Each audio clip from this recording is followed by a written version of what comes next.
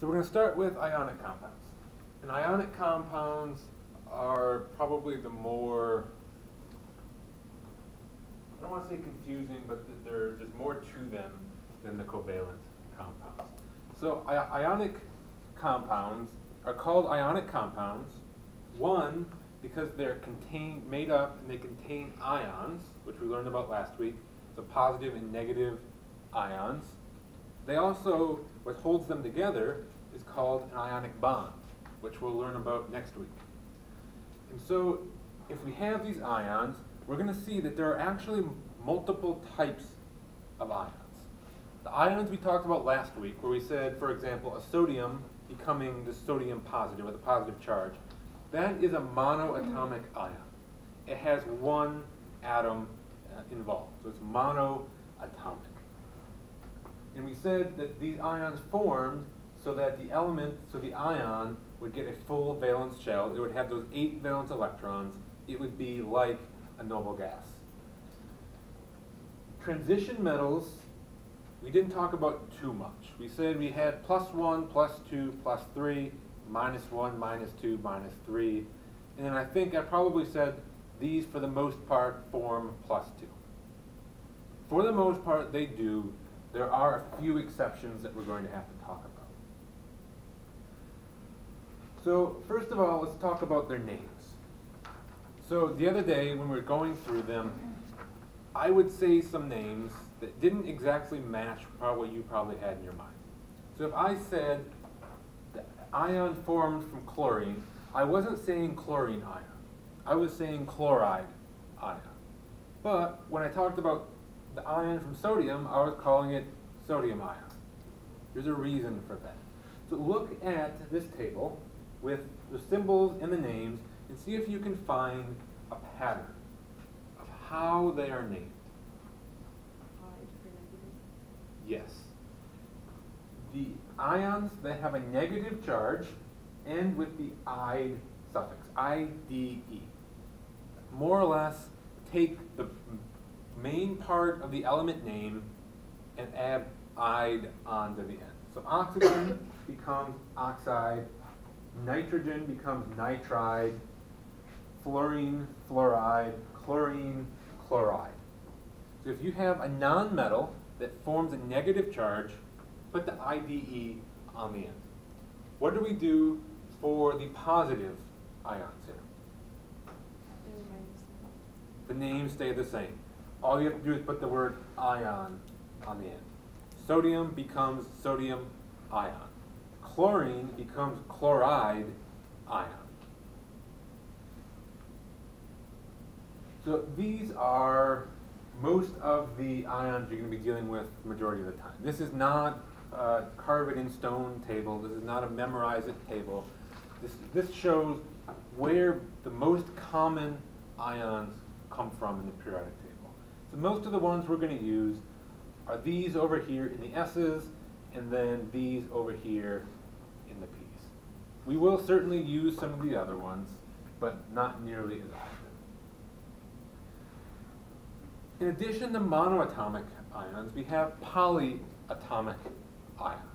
And a polyatomic ion is an ion that has more than one atom involved, but they act as a unit. It's like a molecule inside of a molecule, okay? And so we're going to make an ion from multiple atoms, and that group of atoms is going to have a charge. You can't assign that charge to any one particular atom in that group, but the group as a whole has a charge. So if we take sulfur and make it an ion, it becomes sulfide. But if we take a sulfur and add 3 oxygens, give it a 2 negative charge, we call this sulfite. A sulfur with 4 oxygens and a 2 negative charge is called sulfate. We're going to talk about the names for some of these ions, and we're going to see this "ite" and "ate" suffix come up a number of times. If we have a polyatomic ion that has oxygen in it, those are called oxoanions. That's not a term that you see used very often, but that technically is what they're called. So here are 3 pairs of ions with their names. We have nitrate, nitrite, sulfate, sulfite, chlorate, chloride. Do you see a pattern in them? And so look at a pair, how the 2 things in the pair relate to each other in formula and name, and see if you can find a pattern from this pair to that pair to that pair. Well, the oxygen has 8 of them. What about the oxygen? If it has like 1 more. Yes. The one that has more oxygens has the ATE, the 8 on the end. So nitrate has 3, nitrite has 2. Sulfate has 4, sulfite has 3, chlorate has 3, chlorite has 2. When they were naming these, they decided which ion was going to be our starting point, our reference point, and said that is going to be our 8, the ATE. Any ion that has 1 fewer oxygens is going to have an ITE. And there are actually other rules. If you add an oxygen, if you take off 2, but we're going to focus on these 2, the 8 and the ITE. So in slide or 2, I'm going to give you a list of ions that you have to memorize the names for. And in reality, you only have to memorize some of them. Because if you memorize nitrate, nitrite has 1 less oxygen. So you just take an oxygen off. That's how I do it. If someone asks me what the formula for nitrite is, I think, well, nitrate is NO3, so nitrite is NO2. That's how my mind works through that. So this is a list of common polyatomic ions. You do not need to memorize the ones with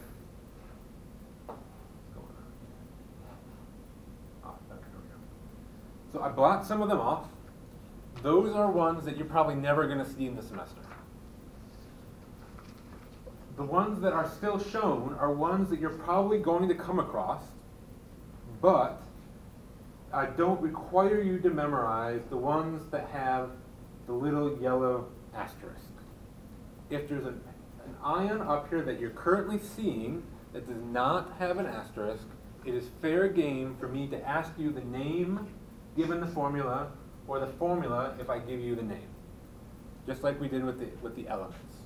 Okay, but I'm only holding you to these 1, 2, 3, 4, 5, 6, 7, 8, 9, 10, 11 up there. And we have nitrate, nitrite, chlorate, chlorite, sulfate, sulfite. And so based on that rule, take 1 oxygen off, you can eliminate having to memorize 3 of them.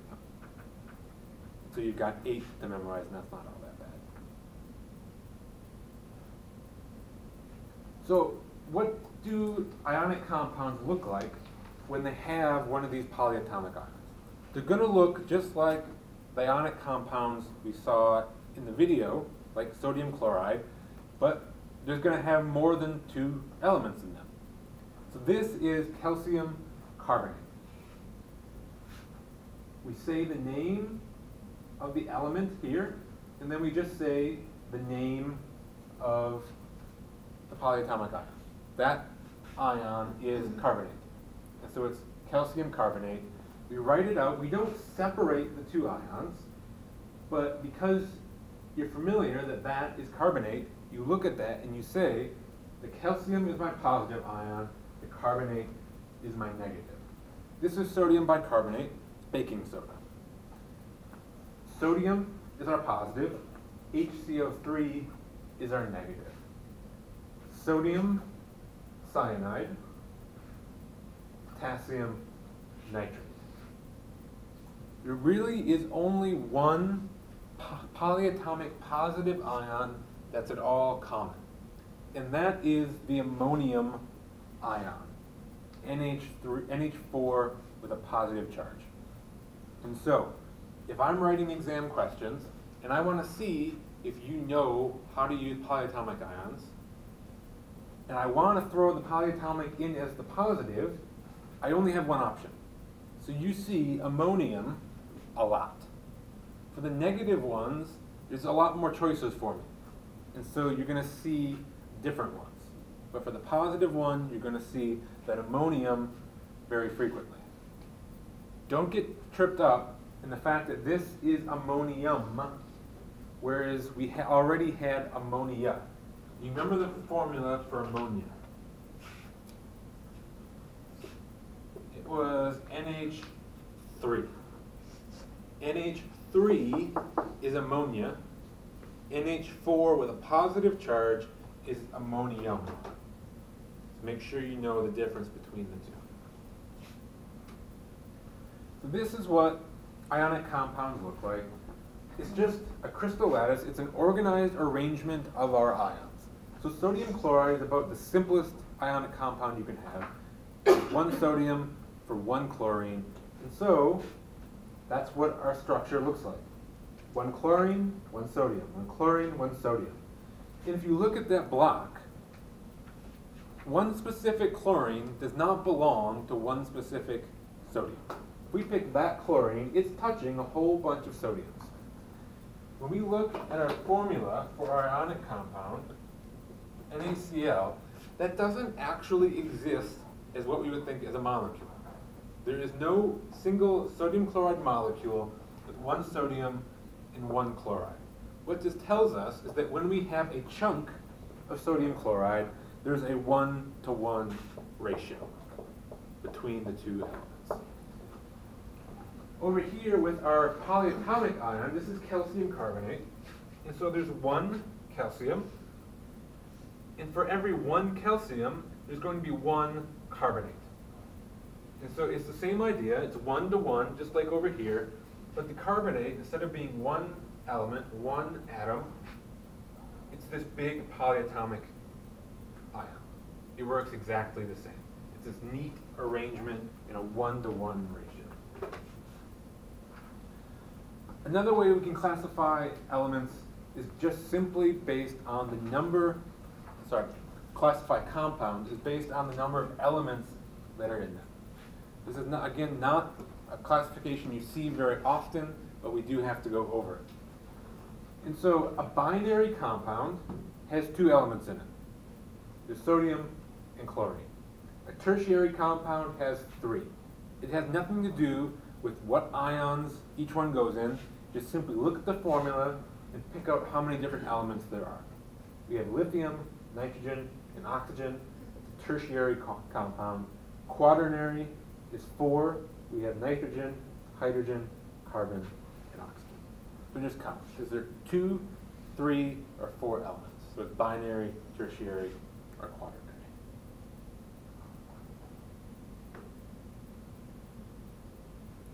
So like I said, this is really just the formula for the chunk of the compound that we have.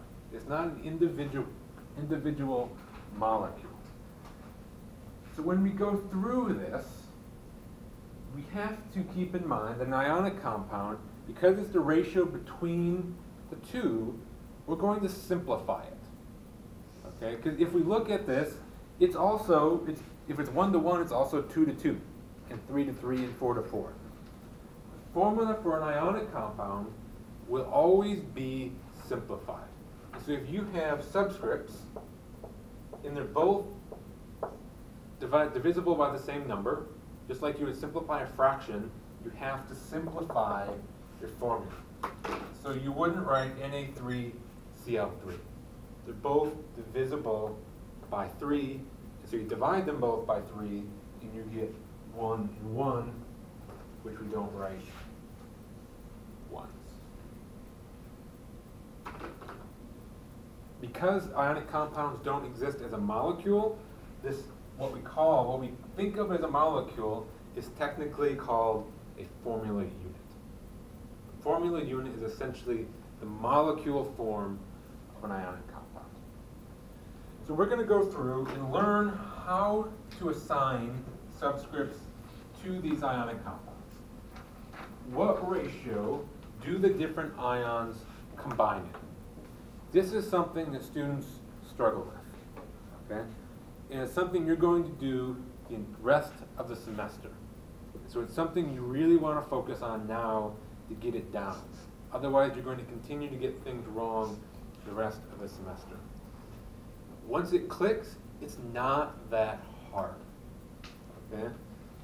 But it takes a fair amount of practice to get it down and be comfortable with it. An ionic compound has no net overall charge. The positive charges have to cancel out our negative charges, okay? And so when you make your compound and you've got your formula, the total positives have to equal the total negatives. If they don't, something is wrong. So this is sodium chloride. Again, this is about as simple as it gets. Sodium ion, we said, had a +1 charge. Chlorine has a -1 charge. If for every sodium you get a positive, for every chlorine you get a negative, and they need to cancel, as long as you have one of these for every one of those, it has no charge. There's not more positives and there's not more negatives, which is why it is NaCl. There's a 1 and a 1. We have Na2Cl2. You have 2 positives, 2 negatives. Na3Cl3, 3 positives, 3 negatives. It always cancels, but you have to simplify it back to the 1. Let's look at calcium nitrate. Calcium has a 2 positive charge. We're going to cancel that out with nitrate, NO3, but nitrate only has a -1 charge. So we have these 2 positives sitting here that we have to equal. But for every nitrate we have, we only get 1 negative. So we need 2 of them. We need to get the 2 negative, and because they only come in ones, we need 2 of them. And so we get calcium nitrate. We have 1 calcium, 2 nitrates. We write calcium nitrate, and because we have 2 of them, we have to say in the formula that we have 2 of them. So we put nitrate in parentheses, and then put a 2 outside of the parentheses. So this is saying that we have 2 nitrates, and each nitrate has 1 nitrogen and 3 oxygens. So as a whole, we actually have 2 nitrogens, 2 times 1, and 2 times 3 is 6 oxygens. Over here, let's do sodium sulfate. Sodium has a +1 charge, but sulfate has a 2 negative charge. So in order to cancel out the 2 negative on the sulfate, for every one of these we have, we need 2 of those. Barium chloride, barium we have 2 positive and 1 negative. And so for every one of these, we need 2 of these.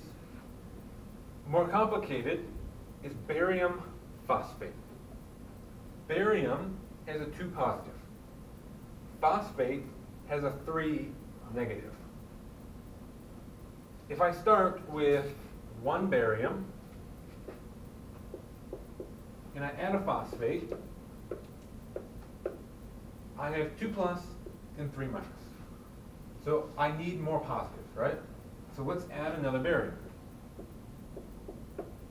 Now I have 4 positive, but only 3 negative. So now I need more negatives. So let's add another negative. But now I've got 4 and 6. So I have to come back and add another one of these. That is the principle of what's going on, but there is a shortcut. You don't have to go through all of this.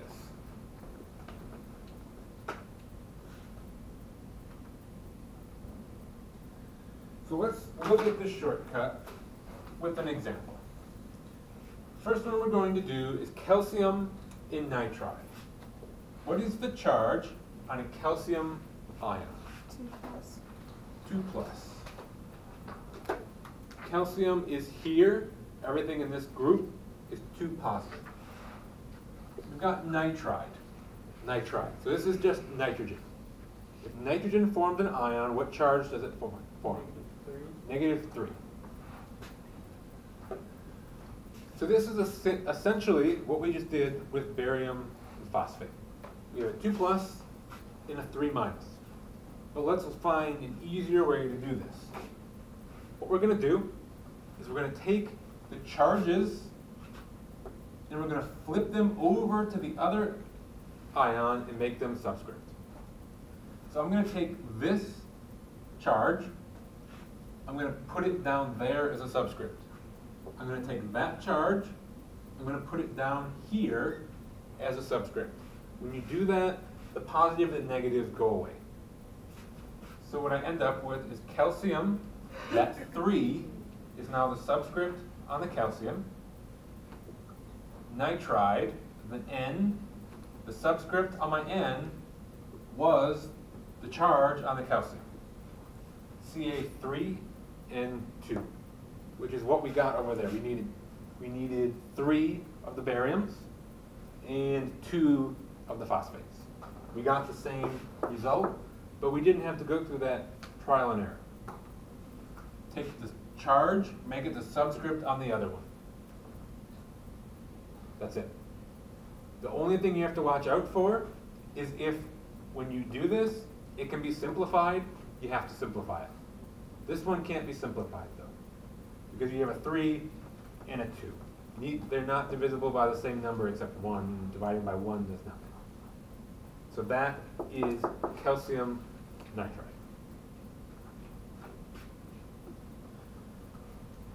Let's do barium nitrate.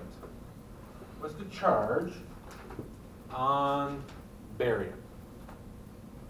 2+. Nitrate was one of the ones that we just went over, so you haven't memorized it yet, but you will. Nitrate has a -1 charge. I take that 2, put it over there.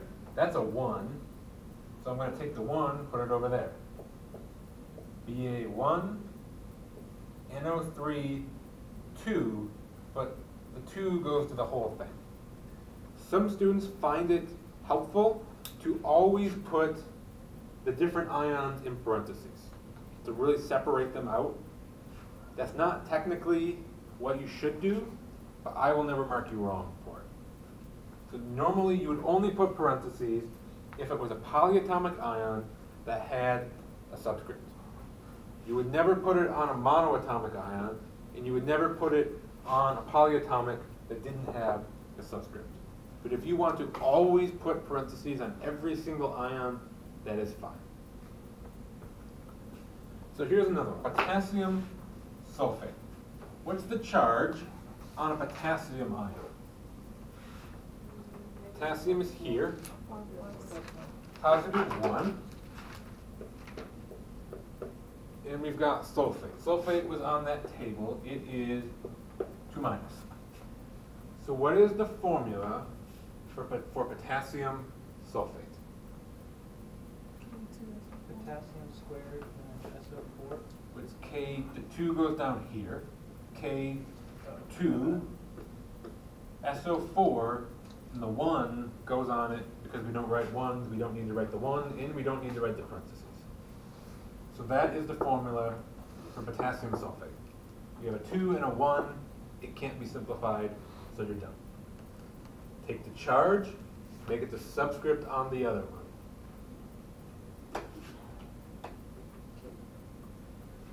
Here are some more. What's the charge on calcium? 2+. Calcium 2+. Fluoride, what's the charge on fluoride? 1-. -1. What's the formula for calcium fluoride? Ca2. CaF2. The 1 went there, the 2 went there. We've got aluminum, what's the charge on aluminum? +3. 3 positive. And oxide, what's the oxygen ion? 2-. 2-. What's the formula for aluminum oxide? Al2O3. Al2O3. Can't be simplified, so you're done. Let's see if there's one that's particularly difficult. Let's do ammonium and phosphate, letter E.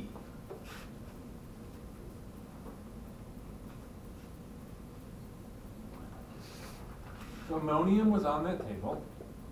That's NH4 plus and phosphate. Phosphate is PO4 3 negative. What is the formula for ammonium phosphate? NH4 3. Because the 3 goes on the whole thing, I need to put it in parentheses. So it's saying I have 3 of these. And then there's 1 PO4. And so I don't need the parentheses, I don't need the 1.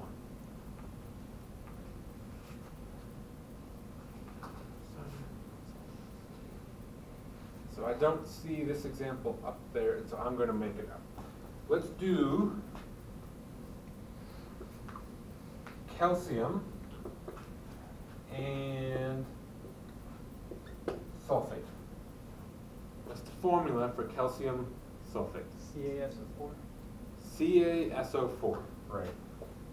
We got Ca2, SO4, 2, but they both have 2's. So it simplifies. So the 2's go away, they become 1's, and we just get CaSO4.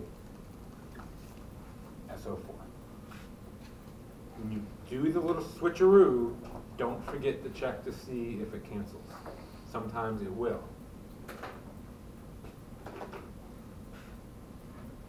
I'll just put them all up there so you can copy down the answers for the ones we get to do.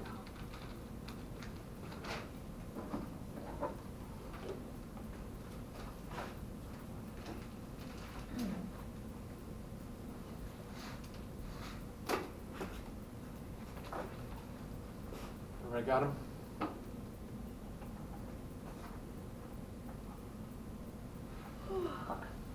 So in the video, I think there was a picture of what happens when you dissolve a monoatomic ionic compound. If you dissolve an ionic compound in water, it breaks apart into its ions. This is the picture of our monoatomic ion, sodium chloride breaking apart. Sodium chloride becomes sodium ion and chloride ion in the water. It is no longer stuck together. It's not even really sodium chloride anymore.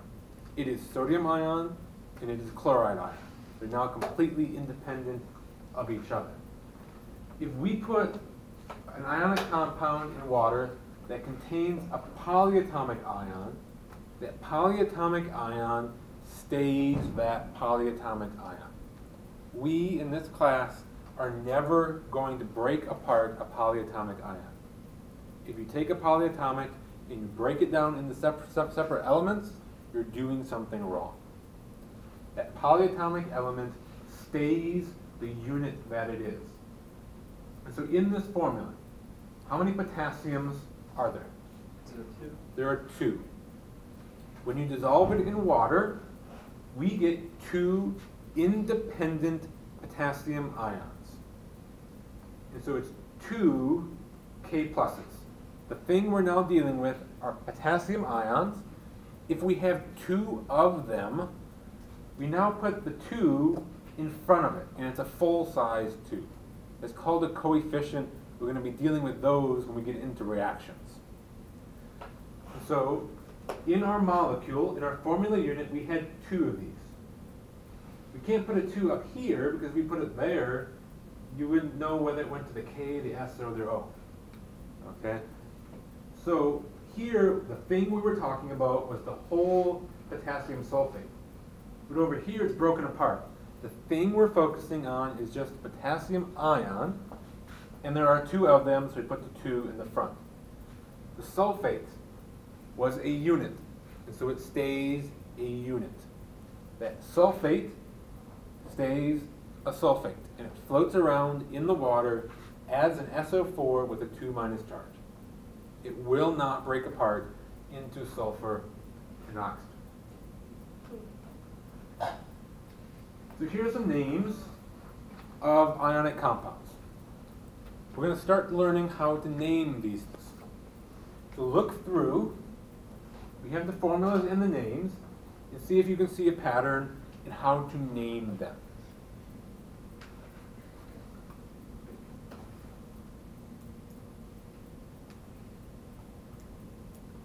First of all, what do we do with the name for the positive ion? We just write the name. Sodium, sodium, magnesium, magnesium, barium, lithium. What do we do for the negative ion? Right. We name the negative ion, and then we just put the name of the negative ion. So chlorine ion is chloride, and so it's sodium chloride. This is nitrite, so it's sodium nitrite. Magnesium chloride, magnesium nitrate, barium oxide, lithium nitride. All you do is you list off the ingredients in the formula.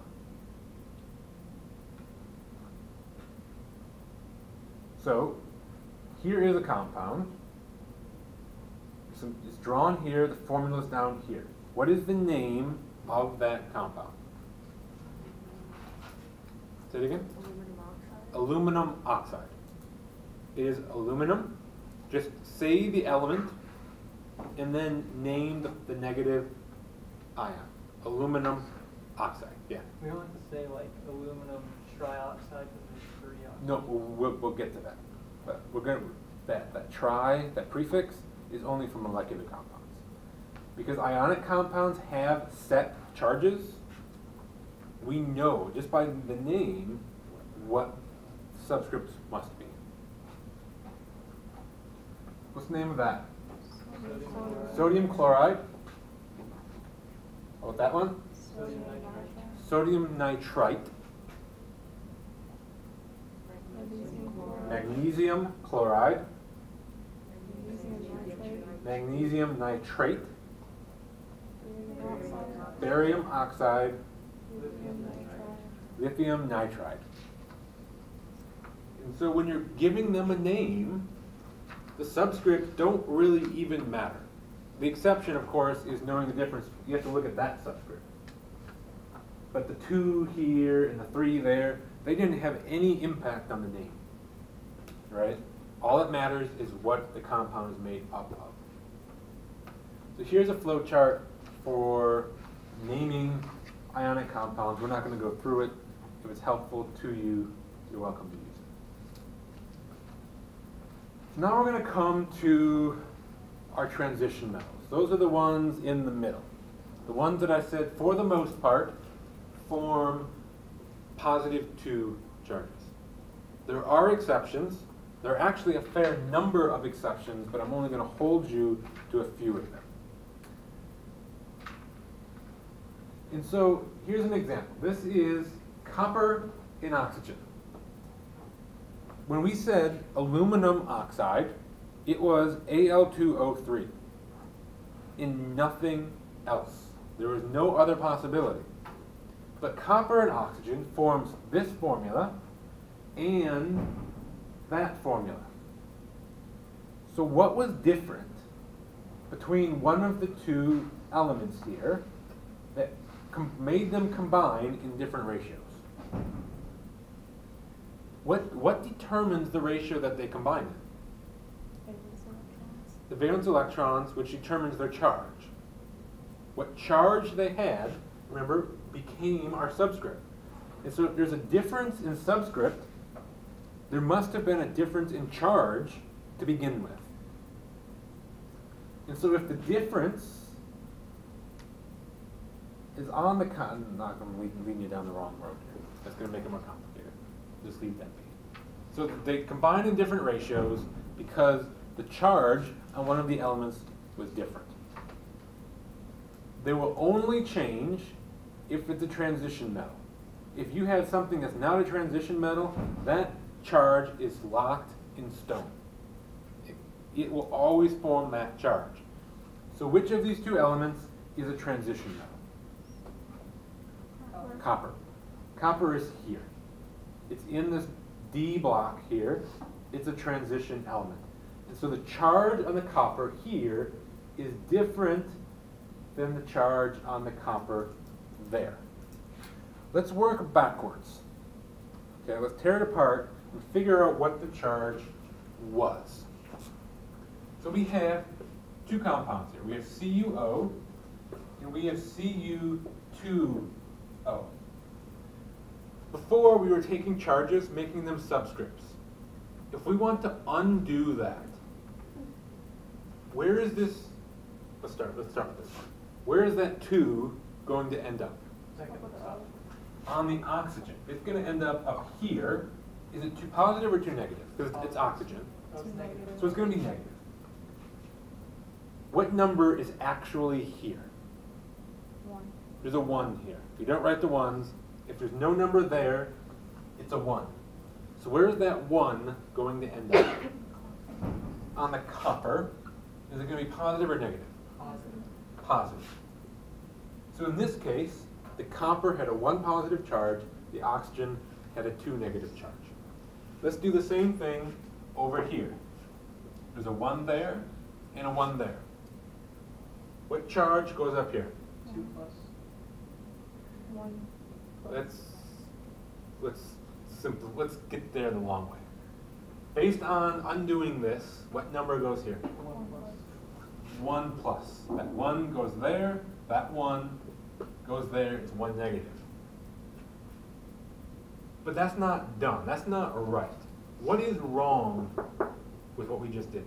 We simplified it, so we got to unsimplify it. How do you know we simplified it though? Because O is always 2 minus. Correct. The charge can only change if you're a transition metal. Oxygen is not a transition metal. Oxygen has to be 2 negative. It has to be. And so if this is a 1 negative, we must have simplified it. So we went from 2 to 1, and so we need to take this back to 2 negative. But if we multiply that by 2, we have to multiply that by 2 also. And so what we really started with was copper with a 2 plus and oxygen with a 2 minus. So here, the copper had a 2 plus. Here, the copper had a 1 plus. In both cases, we need to cancel out the 2 negative from the oxygen. This one was already 2 positive, and so we just get 1 of them, and we're done. But this one only had 1 positive charge, and so we needed 2 of them to equal our 1 oxygen. So these are some of the elements that make weird charges. So iron, copper, and tin are 3 examples. Look at the charges of the cations and look at the names. Do you see a pattern on how the names were given?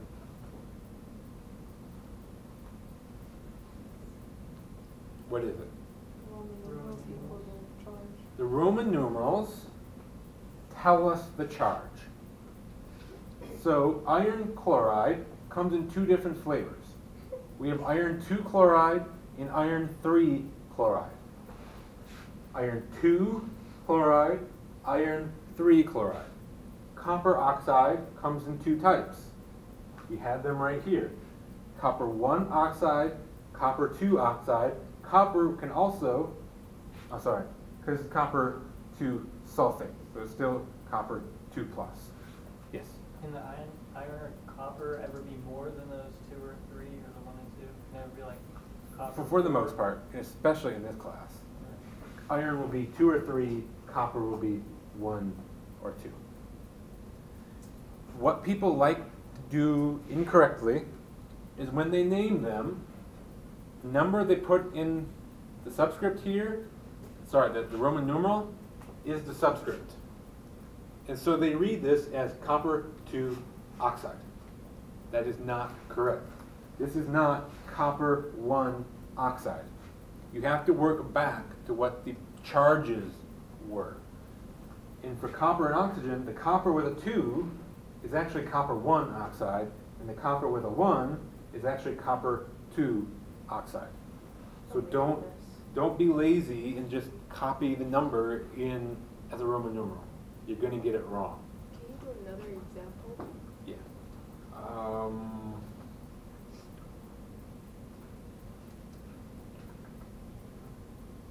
So these are all the ones that make weird charges. Okay, so let's do an example using one of the ones that we didn't do yet. So let me make a compound. Let's use chromium.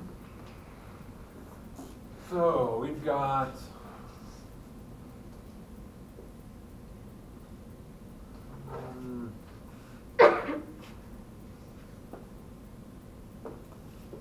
chromium sulfide.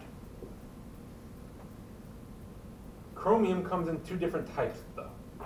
We have to figure out which it is if we're going to write it out. So what we've got is chromium with parentheses, a Roman numeral has to go there, sulfide. So we have to figure out, is it a 2 or is it a 3? How are we going to do that? We have to work backwards. We know the subscripts, and so we have to go backwards to figure out our charges. Again, the 1, we got 1 plus, 1 minus. But sulfur is 2 minus. But sulfur is supposed to be 2 minus. So again, we simplified. Sulfur we know has to be 2 minus. When we undid everything, we found our charge to be 1 minus. So if we make that 2 minus, this has to become 2 plus. Which means this was chromium what? 2. Chromium 2 sulfide. Let's go on the other way. Let's do manganese. If I have manganese,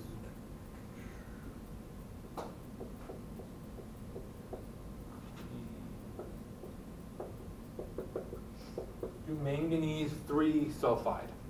What is the formula for manganese 3 sulfide? We get Mn and S.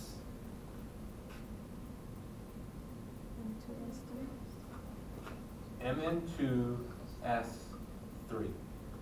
This is telling me the charge on our manganese is 3 plus. Sulfide is always 2 minus. So the 2 went there, 3 went there. Be careful when you write out the formula, you don't leave the charges there, because that's not correct. I will mark that wrong. The formula for an ionic compound does not have charges in it. So the 3 is telling you what? It's telling you the charge on the manganese. Okay, and so you just brought that to down to Right. So it's that the manganese 3 means manganese with a 3 positive charge, Okay. and that 3 went down to be the subscript on the S. Okay. Sulfur always has 2 minus, Right. so we write that there, and that 2 comes down here. Cool. We erase the charges, and we have Mn2S3. So, you don't have to know all of these. There are 3 that I do want you to know. You need to know iron.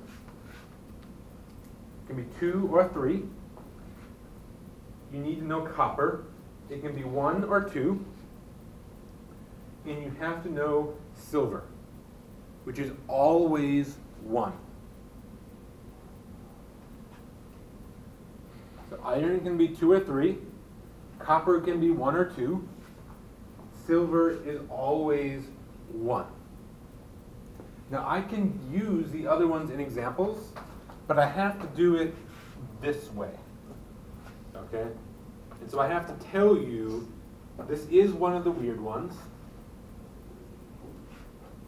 but I'm telling you it's a 3. And so you don't need to know that it could also be a 2. You know it's a 3. Does that make sense? How would you use the other ones that we need to know? How would I use the ones that you need to know? Yeah.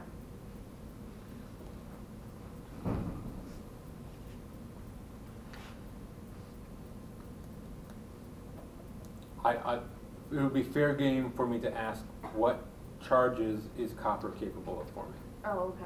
All right, thank you. I'm having a hard time coming up with this type of a problem where you would have to memorize that. Yeah, that's why I was confused. Yeah, I was because like, in a formula, it's implicitly telling you Mhm. based on the subscript, and in the name, it is directly telling you. all right, thank you.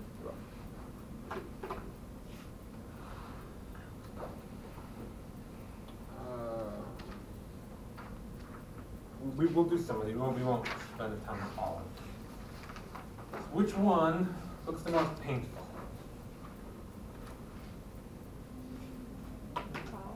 Five looks the most painful.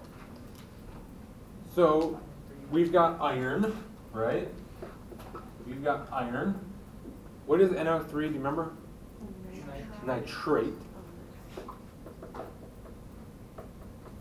And we have to figure out what Roman numeral goes with the iron. And so we've got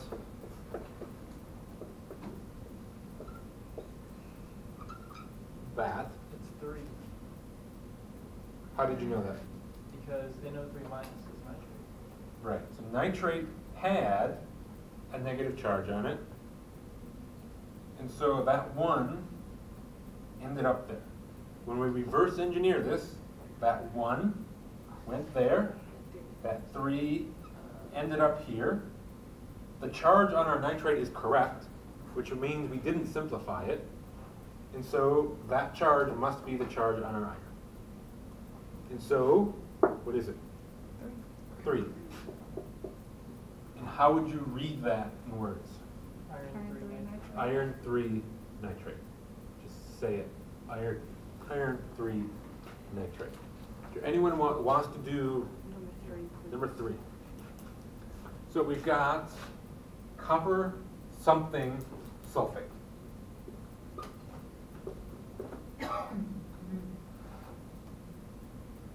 What is the subscript on the copper currently? 1. It's an assumed 1. What is the subscript on our sulfate currently? 1. So when we reverse engineer it, we get 1 positive, 1 negative. 2 minus. You have to be careful with this one, because in this case, copper can be a 1. In one of the other cases, I don't remember which one it was, we got a 1, but it couldn't be a 1. It had to be a 2 or a 3. So you knew you had to do something. But copper can be 1. You have to ask yourself, is the charge on sulfate correct? And that table tells you that sulfate is 2 negative. So if we double that 1 to 2 negative, we have to double that 1 to 2 positive. And so what is the name of that compound? Copper. Copper 2 sulfate.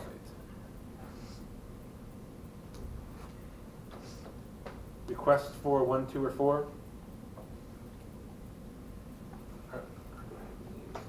So there are the names if you want to write it down.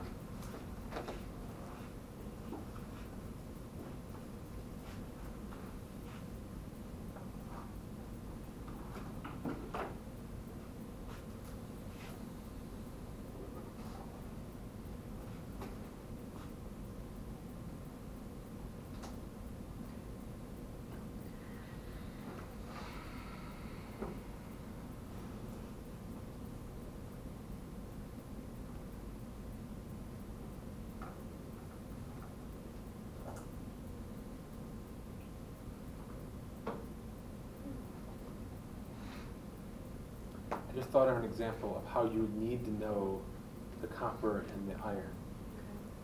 Say you have CUS and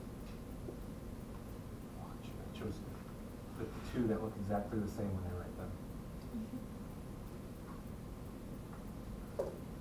That's copper, that's calcium.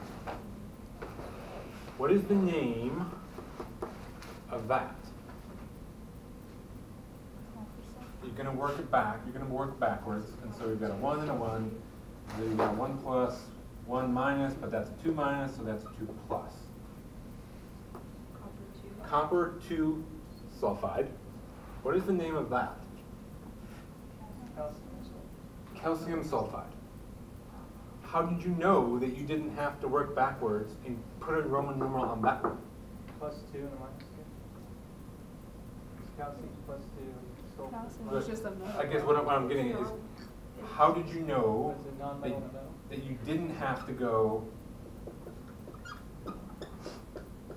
calcium 2 sulfide? It's not a transition. It's not a transition, but let's say we did titanium. Titanium is a transition metal, but how do you know that you don't have to go titanium 2 sulfide?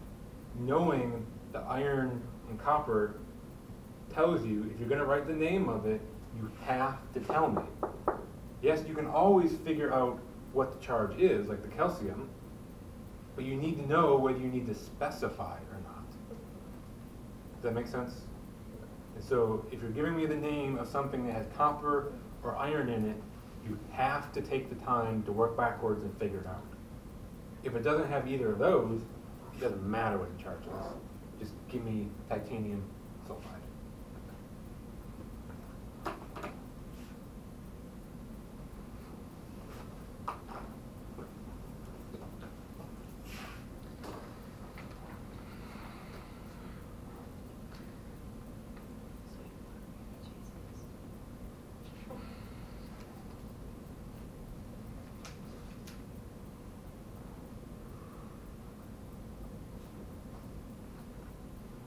Debating whether to do a break now. I think we can get through the molecular compounds before we do a break. So molecular compounds are much, much simpler than ionic. There are no exceptions. There's no thinking about what charge things were. It's just look at the formula, write what it tells you. Okay? And so in ionic compounds, we said we don't need, when he asked about the prefixes, I said you don't need them because aluminum oxide is always Al2O3. And sodium chloride is always NaCl. They will never form different ratios. The ratios are based on the charges, and those charges don't change. But when we're dealing with molecular compounds and only nonmetals, the ratios do change. If we just look at what we can make from carbon and oxygen, we can make that, or we can make that. Sulfur and oxygen make either of those. Nitrogen and oxygen make those, plus some they didn't even put on there. And so I can't just tell you, what is the formula when you mix nitrogen and oxygen? Your answer is, well, it depends. Which one do you want? And so we need to be able to differentiate these two. And so we can't just say nitrogen oxide, because that doesn't tell me which of these it is. And so we have prefixes. Look at the names and the formulas and see if you can find what I mean by the prefixes. We have mono, di, tri, tetra, penta. And so they are prefixes. Yeah. So these are the prefixes. We're just going to add a prefix to tell the person reading our formula how many of an element there are. If there's one of them, we put mono. Di, tri, tetra, penta, hexa, hepta, octa, nona, deca. You are responsible for knowing all 10. Some of them are straightforward. Mono, tri, penta, hexa, hepta, octa, nona, and deca are like shapes, right? Pentagon, hexagon, heptagon, octagon, nonagon, decagon. You may not have known a nonagon, but I'm probably not going to ask you nana. Okay? I think 9 is probably the only one up there I'm less likely to throw at you. Okay? The rest of them I think are pretty easy. Probably the hardest one to remember that's common is tetra 4. It is not quad, it is not, I don't even know. 4 doesn't have a good thing. That's why it's tetra. Okay? We have mono, di, tri, tetra, penta, hexa, hepta, octa, nona, deca.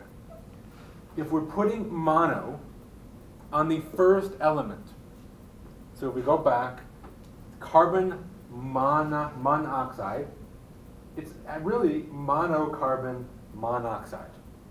If we have mono on the first element, we don't write it.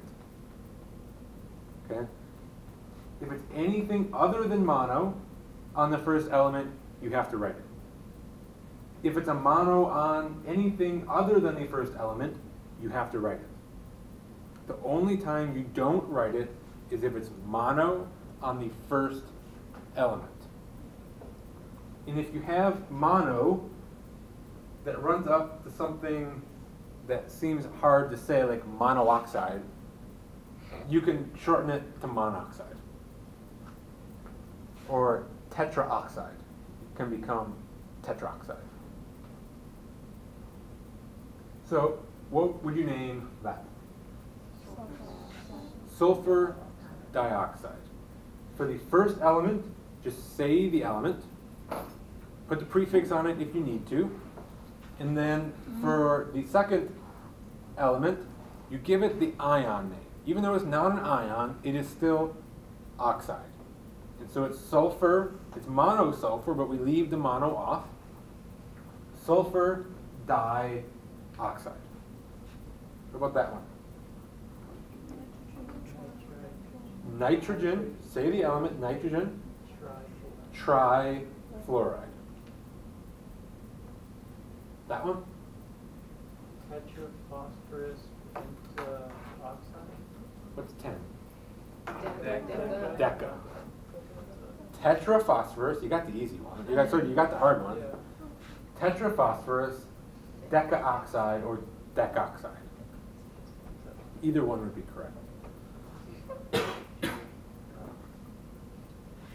So that's what we did.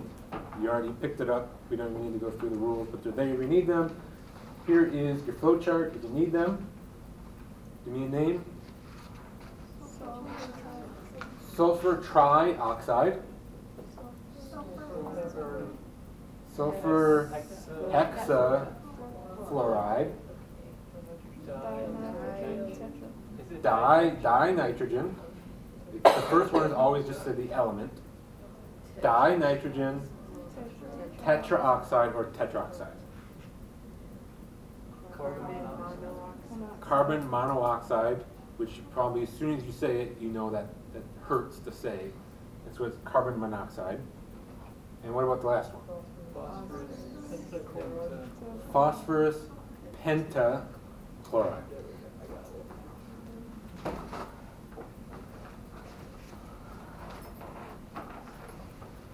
We have 3 common names you need to memorize.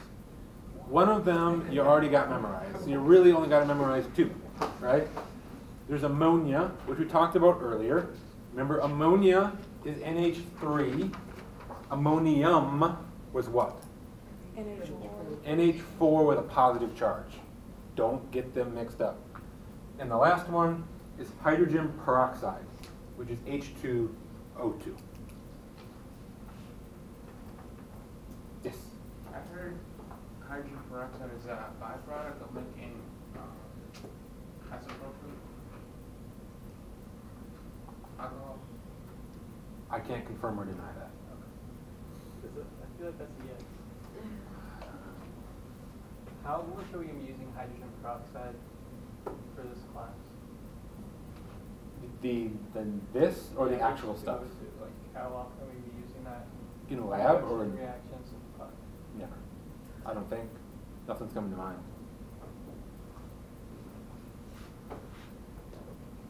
Okay, now let's take a break. So we are a little ahead of schedule. Is there anybody that wants a 15-minute break? Okay, let's take a 15-minute break. So we will start at 25 after on this clock, and the big hand is on the 5.